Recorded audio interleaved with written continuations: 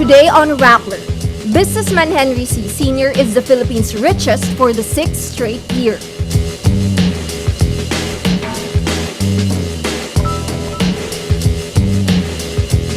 Senator Escudero wants an exhaustive probe on the pork barrel scam instead of piecemeal reports.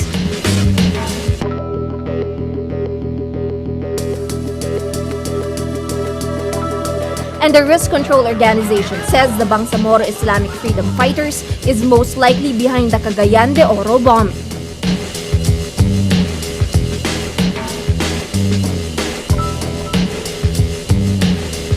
Hello, I'm Ayi Makaraig, sitting in for Maria Ressa. Welcome to Rappler, your social news network. Businessman Henry C. Sr. is once again the richest Filipino in the country. It's the 6th straight year he's topped Forbes magazine's rich list. Forbes reports the collective wealth of the 50 richest people in the Philippines reaches $65.8 billion in 2013, more than a quarter of the country's total gross domestic product. The 88-year-old C operates the Philippines' biggest shopping mall network, SM, the most valuable real estate firm, SM Prime Holdings, and the biggest bank by assets, BDO Unibank. His wealth is estimated at $12 billion. In second place is tobacco tycoon Lucio Tan with $7.5 billion. Tan owns beer maker Asia Brewery, tobacco manufacturer Philip Morris Fortune Tobacco, and Philippine Airlines. The 79-year-old is richer by $3 billion, making him this year's biggest gainer. In third place is Andrew Tan, the man behind Alliance Global, which owns property giant Megaworld and the local franchise of fast food McDonald's. Enrique Razon Jr. drops to fourth place with $4.5 billion. His port business, International Container Terminal Services, saw a rise in shipments, while his gaming arm Bloomberry Resorts reversed its loss this year. John Gokongwei Jr. is the 5th richest in the Philippines. The Gokongwei family controls conglomerate JG Summit, which owns budget carrier Cebu Pacific. At 6th place, Jaime Zubel de Ayala and family. The Zubels own the Bank of the Philippine Islands, Ayala Land, Globe Telecoms, and water distribution company Manila Water. At 7th place, the family that controls Aboitiz Equity Ventures, whose core businesses include power, banking, and food. David Consunji and family are at 8th place. He is behind DMCI Holdings, a construction giant that now gets most of its income from power generation, water, and real estate. George T. and family are at 9th place. He's the man behind JT Capital, which controls Metrobank, one of the country's largest universal banks. Rounding up the top 10 is husband and wife team Lucio and Susan Ko, behind hypermarket chain Pure Gold. Pure Gold is the second largest retail chain in the country, next to the C family's SM. Forbes says the Philippines now has 17 billionaires. 2 other Filipino billionaires make it to the magazine's world's richest list: businessman turned politician Manuel Villar and the Cebu-based Aboitiz family. Senator Cheese Escudero insists on an exhaustive Senate probe on the pork barrel scam, saying it's better than piecemeal reports coming out of the media. This comes after the Senate's leadership shot down the idea to do an internal probe of the scam because of conflict of interest. The Philippine Daily Inquirer exposed the scam, where lawmakers allegedly gave development funds for ghost projects in exchange for commissions. Rappler also learned the list of lawmakers and non-governmental organizations involved is longer than what the whistleblowers provided. Senate President Franklin Drilon says he prefers to wait for the National Bureau of Investigation to complete its probe before holding a Senate inquiry. But Escudero says there are advantages to a Senate hearing. Palitan ng pananaw at sagot sa media. Hindi naman under oath yun eh. Yon ang lamang at pagkakaiba ng isang Senate inquiry kung sakasakali. Under oath lahat ng sasabihin at babanggitin dyan. At hindi yung tulad na nangyayari ngayon sa media na nagbabatuhan lamang ng akusasyon. The minority in the House of Representatives is also pushing for a congressional probe on the pork barrel scam.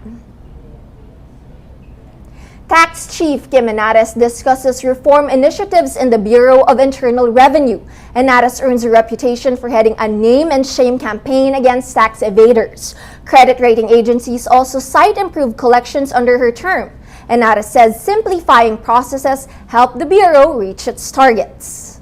What worked is really making things simple, right? Eliminating discretion. In how do you make things simple? By eliminating as much discretion as possible.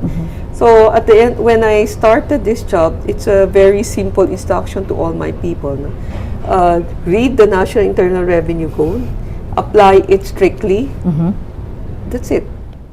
Henares is also confident the BIR will find any irregularity on the ongoing probe over an alleged multi-million peso pork barrel scam involving several lawmakers and Janet Lim Napoles. Napoles and her daughter were thrust into the spotlight in recent weeks after photos surfaced of her daughter's lavish lifestyle.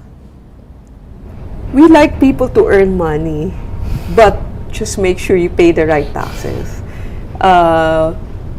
It's your right if you want to flaunt your wealth, just make sure that you had paid the right taxes.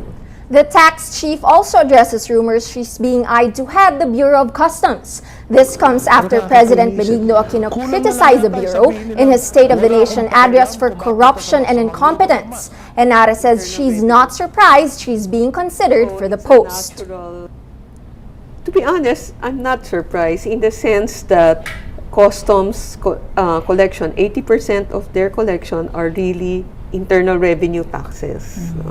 So it's a natural thing to think about the Bureau of Internal Revenue. Interested? I've not really thought about it.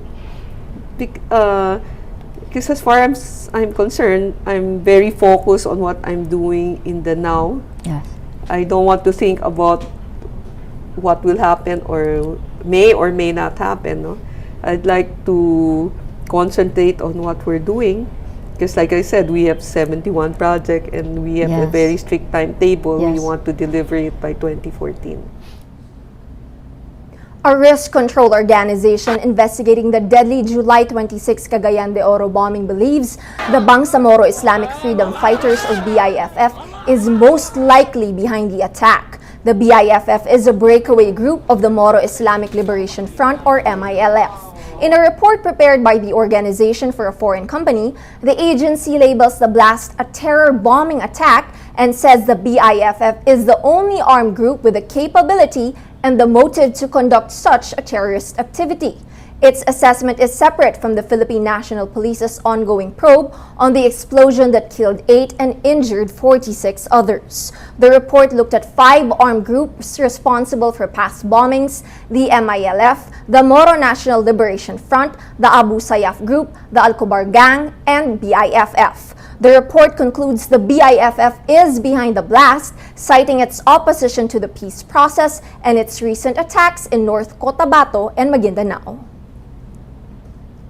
Akbayan Representative Walden Bello talks about the Sex for Flight scandal and what must be done to address it. Bello is also chairman of the House Committee on Overseas Workers Affairs. He says his sources from the Foreign Affairs and Labor Departments also discovered, quote, wider issues of sexual manipulation and harassment of female OFWs in the Middle East. Bello says both departments already removed those involved from their posts, but he's not happy with the move. Some of these people have already been terminated, which I worry about because if you have cases like this, which are criminal in nature, you should really make sure that you keep the accused within your agency and not allow them to escape.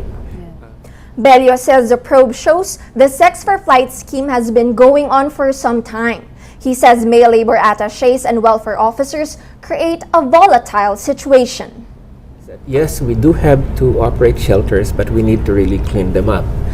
And one of the measures, of course, although there's no guarantee, is that we should no longer have male labor attachés, assistant labor attachés, and welfare administrators. The ambassador, really have a hands-on approach, because we cannot have a situation where the ambassador is only theoretically head. The Department of Foreign Affairs says U.S. spy planes over the South China Sea or West Philippine Sea could help the Philippines in its arbitration case against China. Foreign Affairs Secretary Albert Del Rosario confirms U.S. spy planes are providing crucial intelligence on Chinese military activities in disputed parts of the West Philippine Sea. Del Rosario says the information from the spy planes is of significant importance to the Philippines. He says, "We do have an interest in terms of what is going on in our exclusive economic zone, and we want to know if there are any intrusions." U.S. Navy P-3 Orion surveillance aircraft fly over areas the Philippines claims to be within its legal territory, but where China has deployed its military vessels. Let's now look at Rappler's Wrap for today, a list of the 10 most important events around the world you shouldn't miss. At number 6, more than 10 people die in China's commercial hub Shanghai as the city deals with its highest temperatures in at least 140 years. The China Meteorological Administration issues a high temperature warning for several provinces, saying temperatures could reach 41 degrees Celsius. Experts blame a subtropical high-pressure system and lack of rain for the record-breaking heat wave. At number 7, American scientists move closer to growing a complete human ear from animal tissue. The BBC reports scientists took living tissues from cows and sheep and grew them on a wire frame that has a 3D shape of a real human ear. The research team says human clinical trials could start in 5 years. And at number 9, Filipino contestant Jonathan Allen Yabut wins in the debut season of The Apprentice Asia.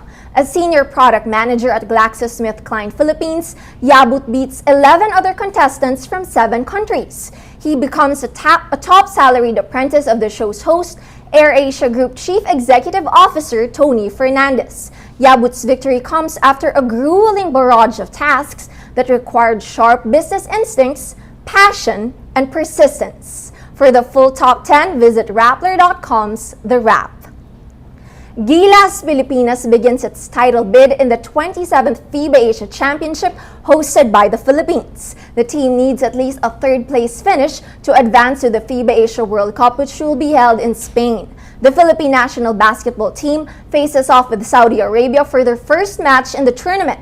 Saudi Arabia placed 3rd in the 2012 golf tournament. They are the smallest team in FIBA Asia 2013. In an earlier game, Jones Cup 2013 champions Iran scored a big win over Malaysia, 115-25. Visit Rappler's FIBA Asia 2013 microsite for updates on the Gilas Pilipinas matches and other games. And vote your Gilas MVP. Every story on Rappler has a mood meter which gives you 8 emotions to choose from. Click how you feel and your vote comes down to the mood navigator in the middle of our front page, which crowdsources the mood of the day. It also gives you the top 10 stories that got the most clicks. Today's mood navigator is a mix of green and red. Here we have the story from last night. Filipino Jonathan Yabut wins Apprentice Asia. It has 54% of readers feeling inspired, 41% happy. And the Forbes Rich List. Henry C. is the Philippines' richest for the 6th year in a row. 35% of people feeling inspired, but also some 18% angry. The red circles are mostly related to the pork barrel scam. The daughter of the alleged brains behind the scam, Jean Napoles. Here's one. Napoles' daughter blogs about lavish lifestyle, has a big 88% of people feeling angry, 7% annoyed. And Napoles' daughter owns an 80 million peso LA property, has 86% of people feeling angry. All contributing to the mood of the day. Today, most people are angry. That's Rappler's Newscast for today, Thursday, August 1st, 2013. Visit Rappler.com and watch your newscasts Monday to Friday. Tell us how you feel on our mood meter and help us crowdsource the mood of the day. I'm Ayi Makaraig, and as we say at Rappler, tomorrow begins today. There is no place in the world without a Filipino. Over the past century, Filipinos spread to every corner of the globe, made differences, changed communities, new destinies. But there is one thing many of us long for: home, Where is home? What does home mean to you? The street you grew up on, a smell or a sound. What is home? Home, to us, is self-discovery. To return home is to rediscover who we are as individuals and as a people.